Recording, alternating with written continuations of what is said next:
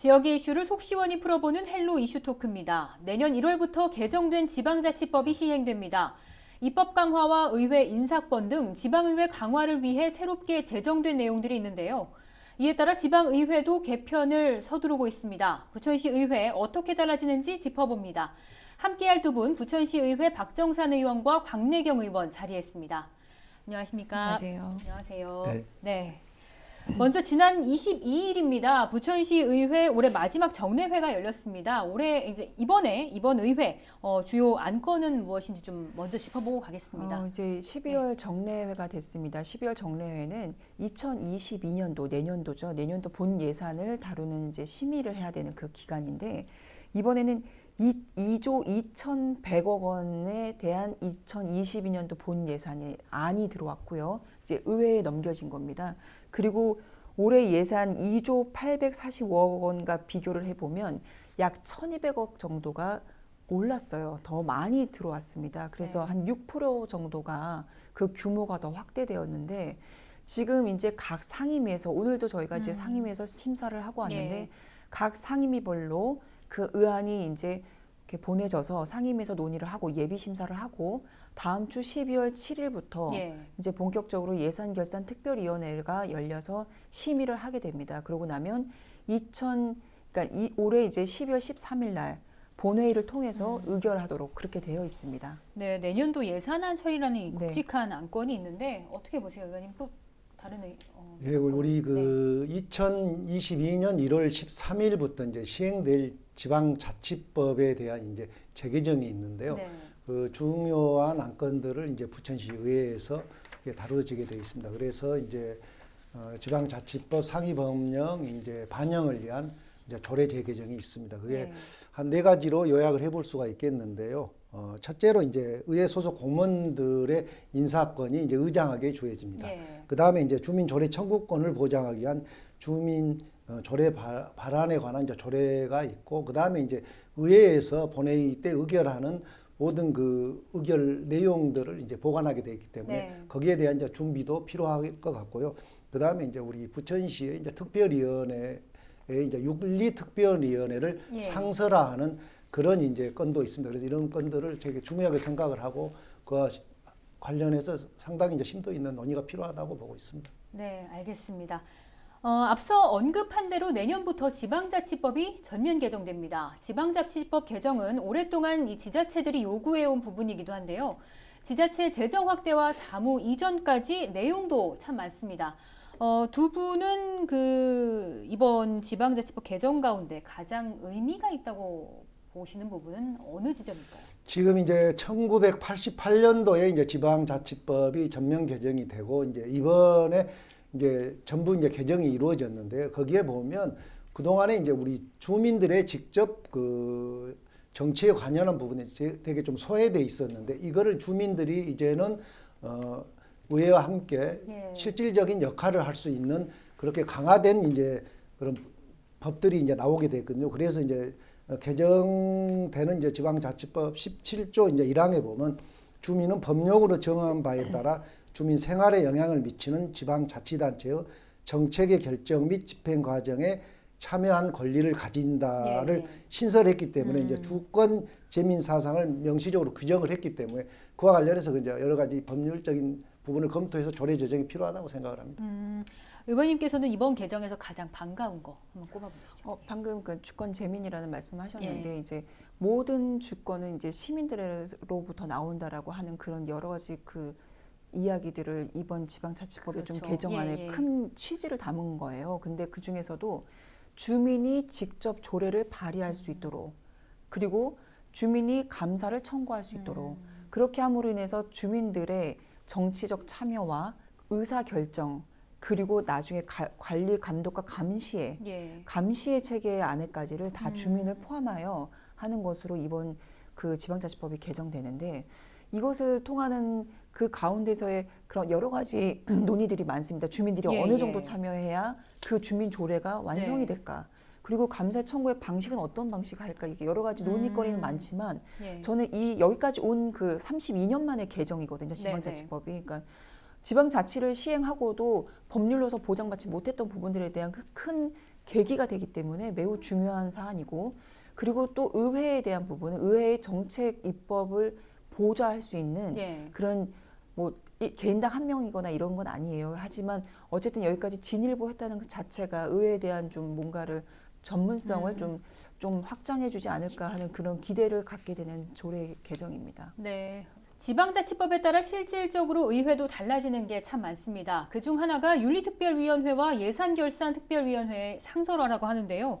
이 법적으로 이것을 좀 상설화한 건가요?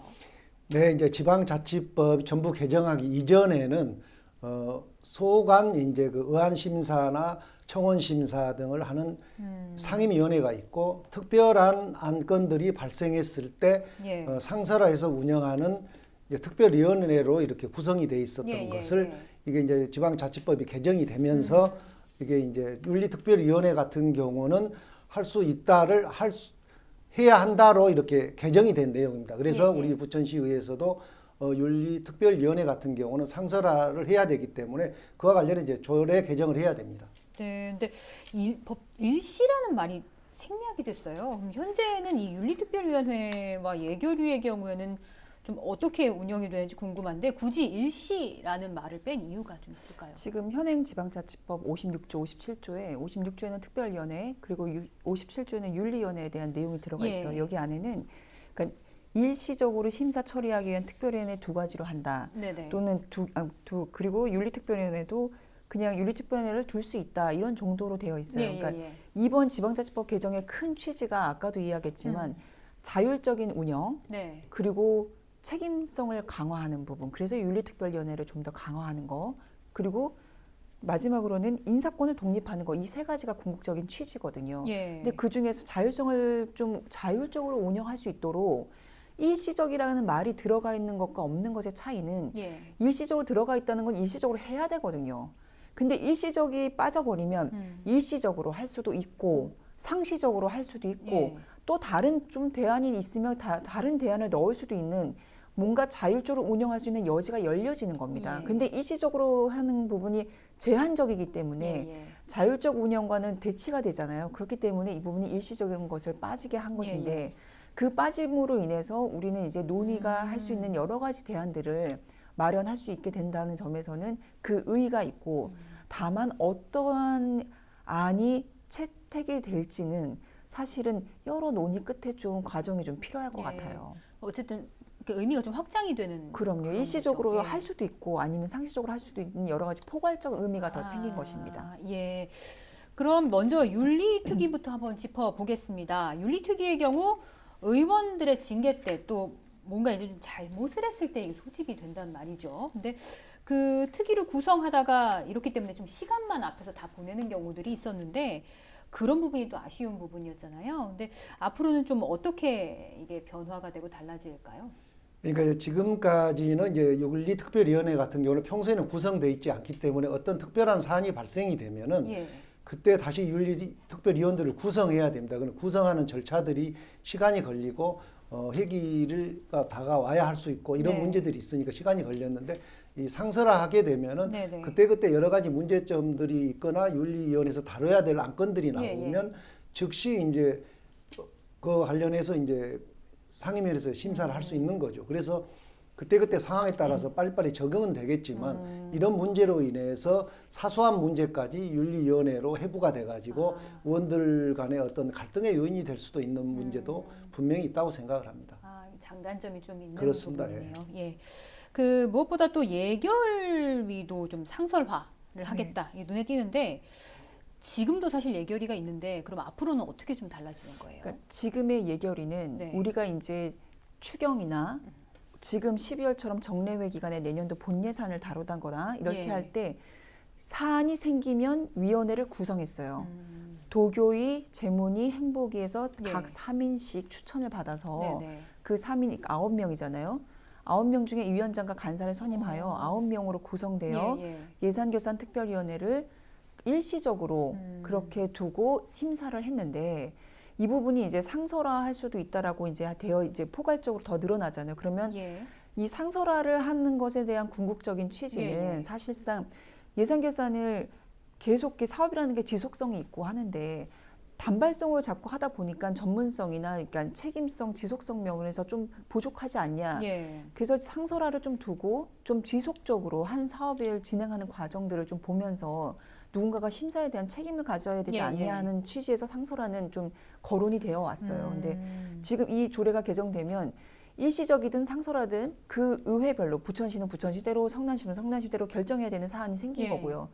특히나 이제 지금 수원이나 성남은 네네. 예산결산특별위원회는 상설화하고 있어요. 수원은 1년에 한 번, 뭐 성남은 2년에 4년 동안 임기면 2년 전반기 후반기로 네. 나눈다거나 이런 식으로 그 시군구별로 지금도 자유롭게는 좀 하고 있는데 지금 이제 그 법이 개정되면 그 법이 개정됨에 따라 우리도 이제 뭔가 의회별로 선택을 해야 되는 상황이 될 것이라고 봅니다. 그렇게 될 경우에는 이제 예산에 대한 좀 전반적인 1년 동안이든 2년 동안이든 정해지는 예. 대로 뭔가 책임을 갖고 그 예산에 대한 총괄적인 부분을 좀 맡아서 심사를 해야 되는 것이죠. 네, 근데 사실 예결위는 예산을 심사하기 때문에 이 무게가 사실 무거운데 이거를 상설화할 경우에는 예결위원장의 이런 권한이 이제 너무 커진다 이런 우려도 사실 있어요.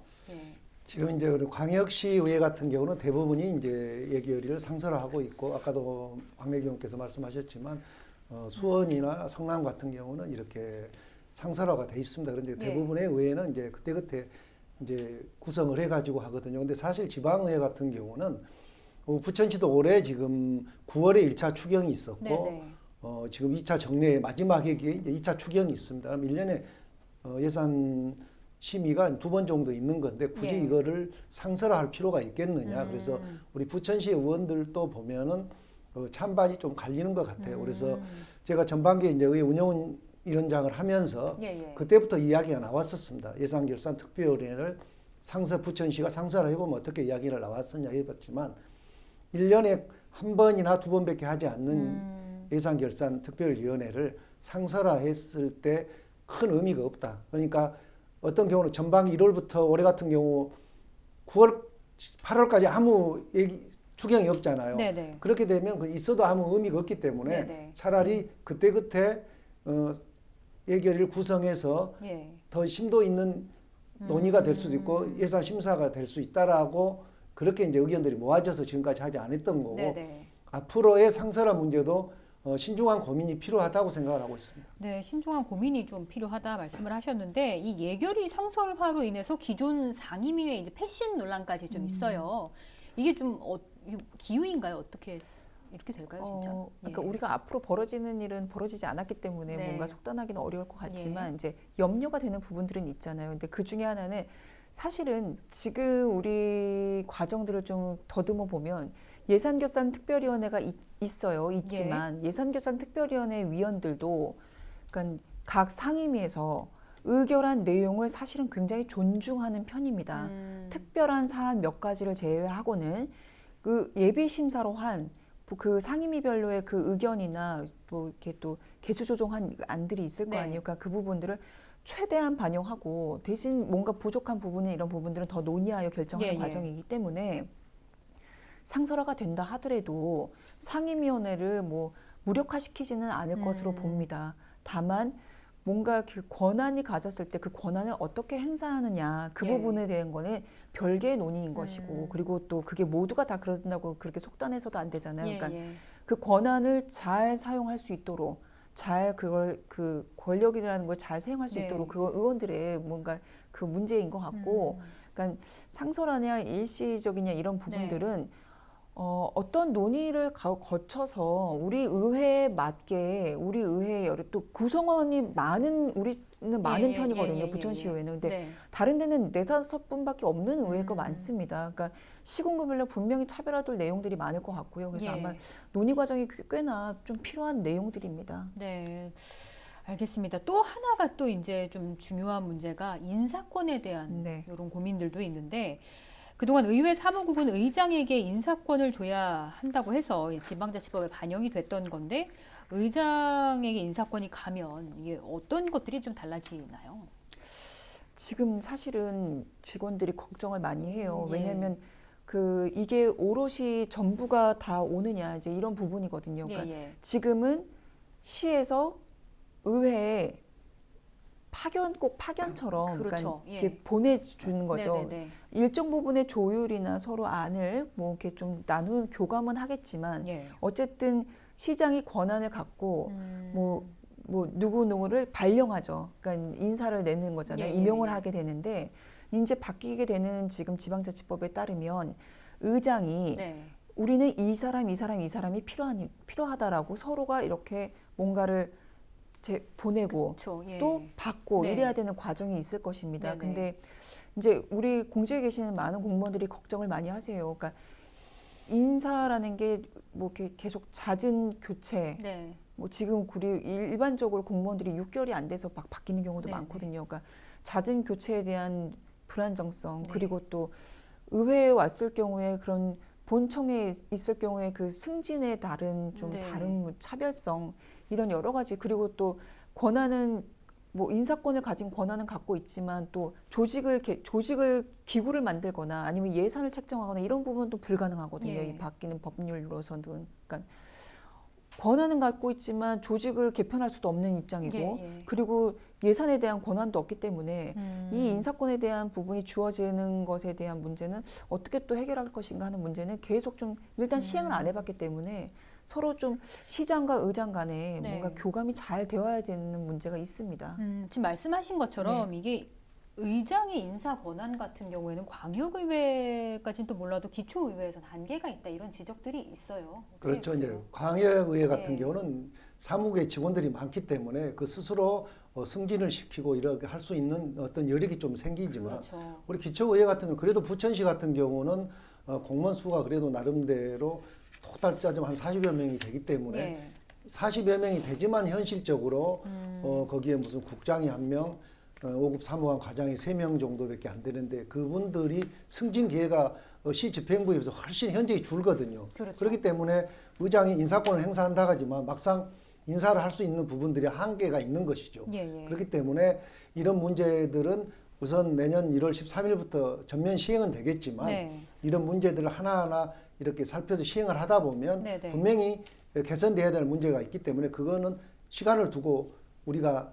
맞아들이면서 개선을 해야 될 거로 이렇게 생각을 하고 있습니다. 네, 또 이 문제와 함께 가장 또 중심적으로 좀 대두되는 게 입법 지원의 강화예요. 그래서 그 조례 제정처럼 의정 활동을 도울 이제 전문 인력 등이 확충이 된다는 건데 지원이 좀 얼마나 될까요, 이게? 지금 이번에 그 지방자치법이 개정이 되면서 의원이 네. 이제 2명당 1명의 이제 입법 전문 인력을 두게 돼 있거든요. 예. 그래서 단계적으로 우리 부천시 같은 경우는 내년에 우선 이제 7명이 보강이 됩니다. 네. 그렇게 되면 그 7명이 이제 어떤 의원들의 를 이제 보좌하면서 실질적으로 의정 네. 활동할 수 있는 전문적인 그런 내용들을 파악을 네. 하고 의원들하고 협력해서 이제 결국은 지방의회에서 할 수 있는 역할들을 강화하고 네. 전문성을 확보하다 보면 결국은 이제 시민들을 위한 그런 의회 활동이 되기 때문에 네. 그거는 바람직하다고 생각을 하고 있고 네.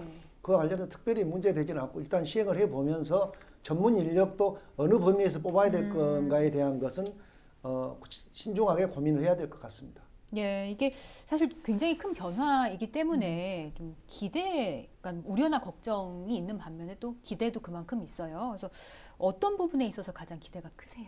그러니까 사실은 그러니까 입법을 보좌하는 정책지원관이 들어온다고 하니까 예. 벌써 시민분들이 뭐 하는 게 뭐 있다고 또 이론을 네네. 해주냐 추원해주냐 이제 이런 말씀도 사실은 하세요. 예. 근데 그 의원마다 각자가 가고자 하는 길들이 있습니다. 근데 조례도 그렇고 예. 또 의정 활동 중에 또 지역구를 행사장이나 이런 데 다녀서 인사를 하고 그러니까 예. 주민들을 대면해야 또 많은 민원을 가져와서 또 해결해드리고 이런 과정들이 있는데 예.